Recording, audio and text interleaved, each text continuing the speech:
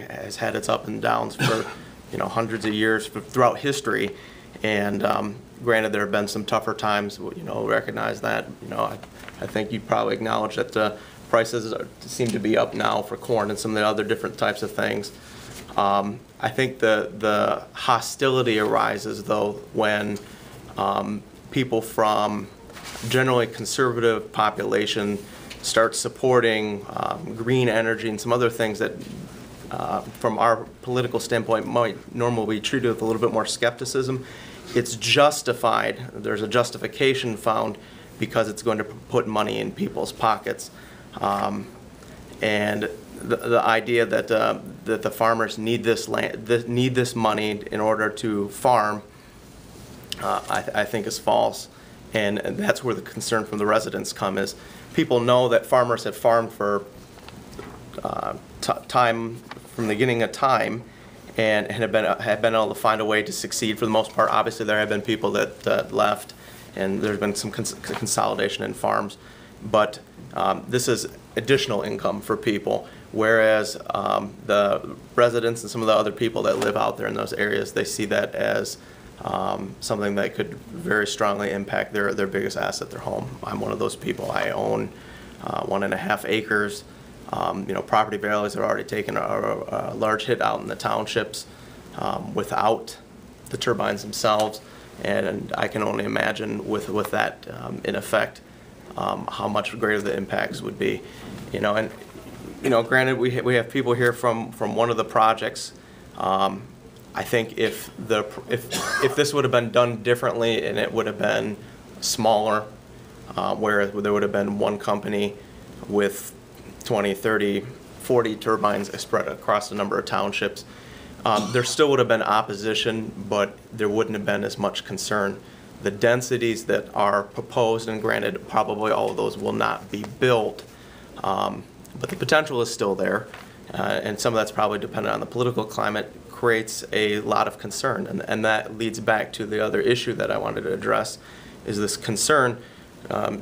Jeff and Larry, you guys made the statements about the life flight choppers, for example. I don't think anyone has ever said that life flight would not land, period, has ever made that statement, that life flight would not land. I'll let you address that, Larry, here in a second. Let me finish.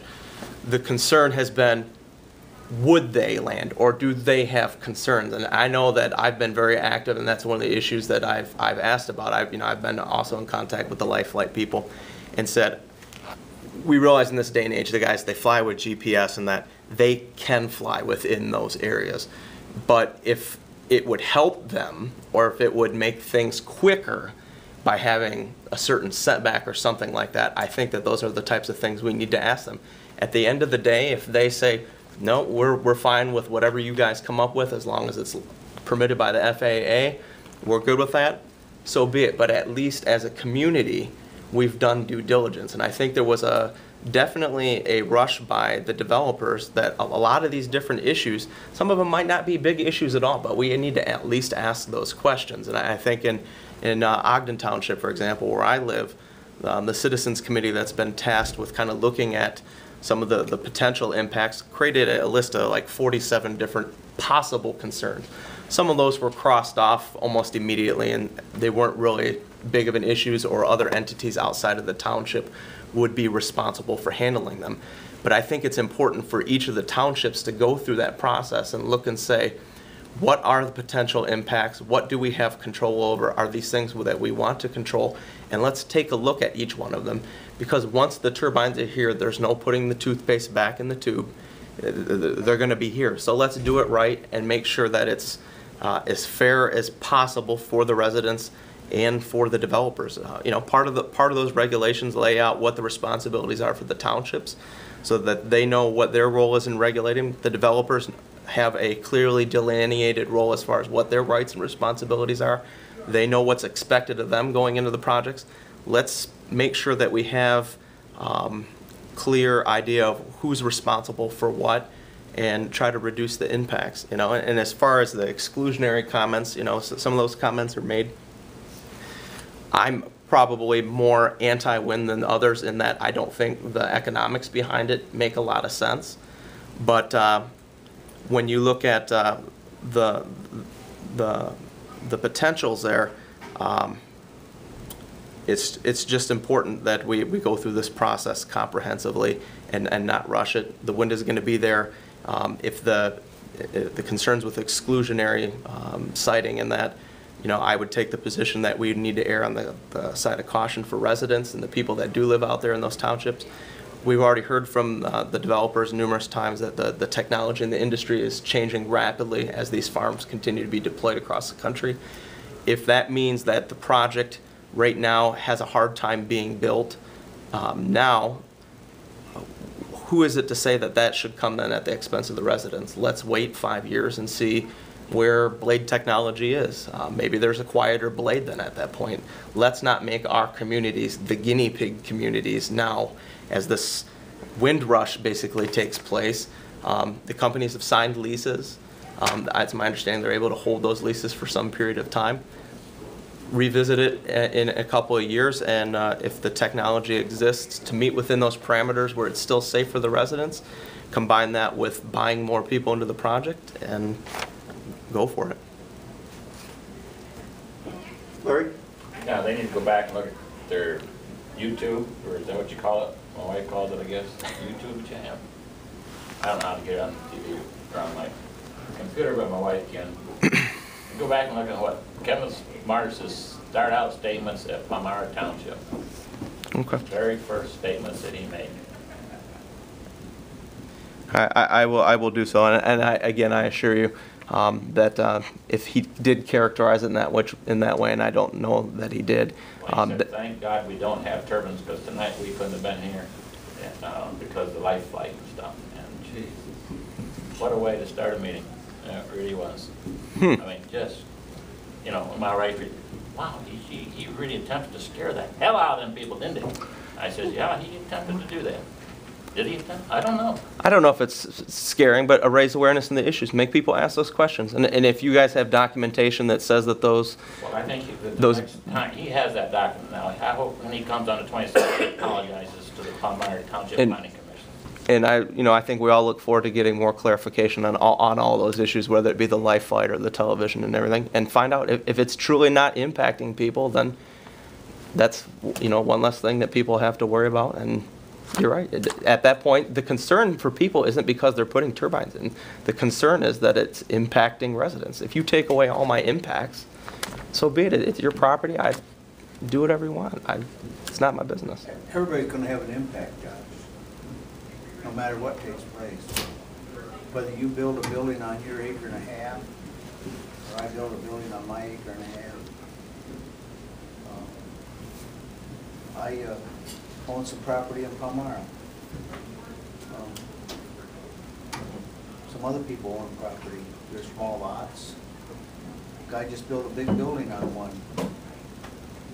Was it a concern to me? No, my only concern was that it had the proper setbacks for me farming beside the building on the back side. But his neighbors, they lost their view entirely out of their backyard. There's a big building sitting there.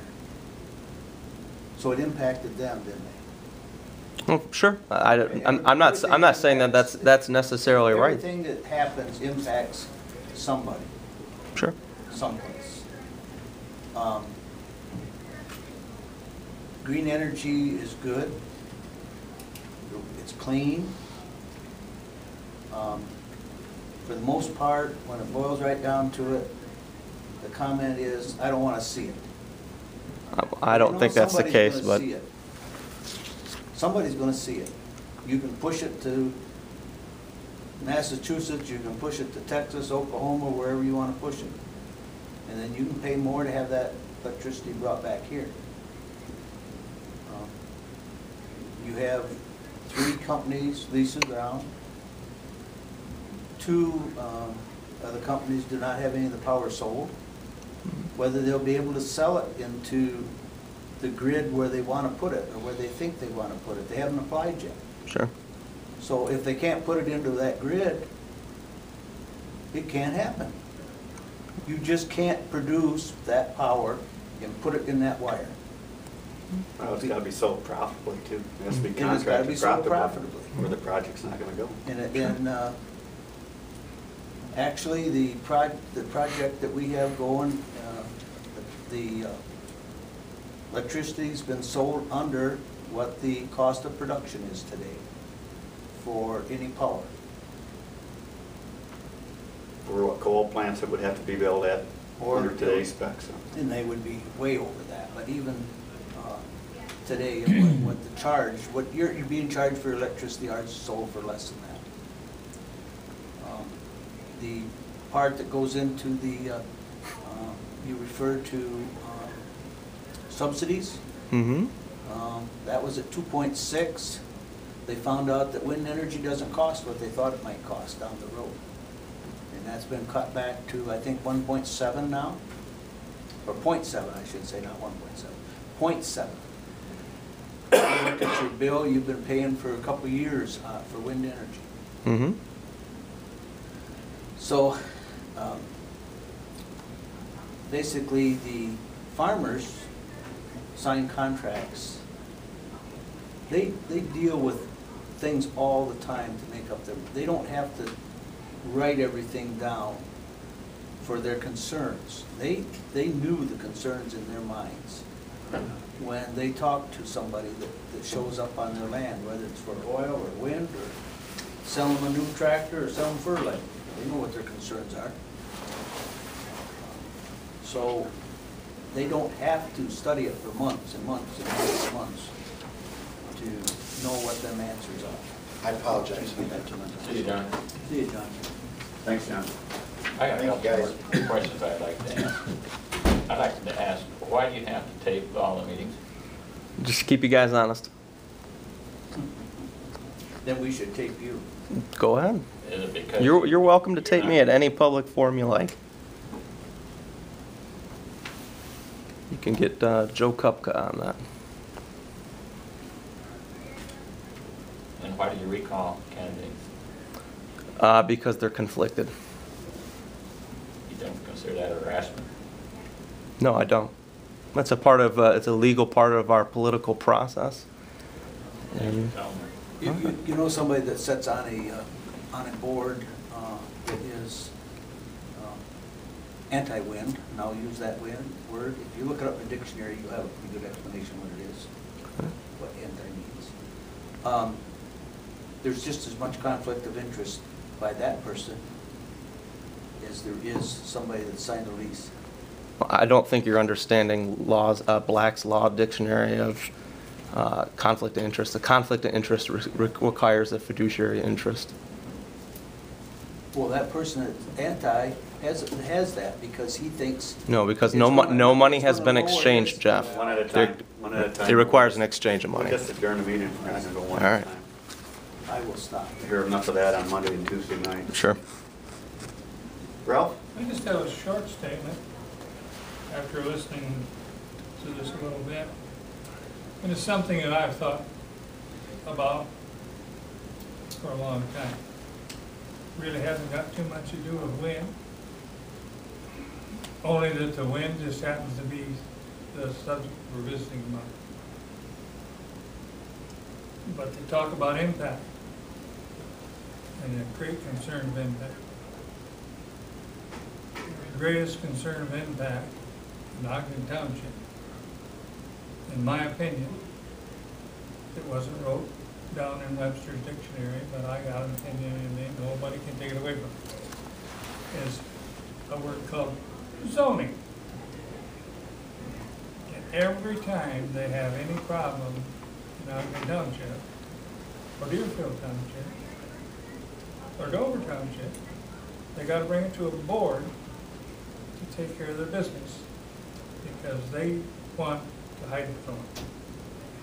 Now,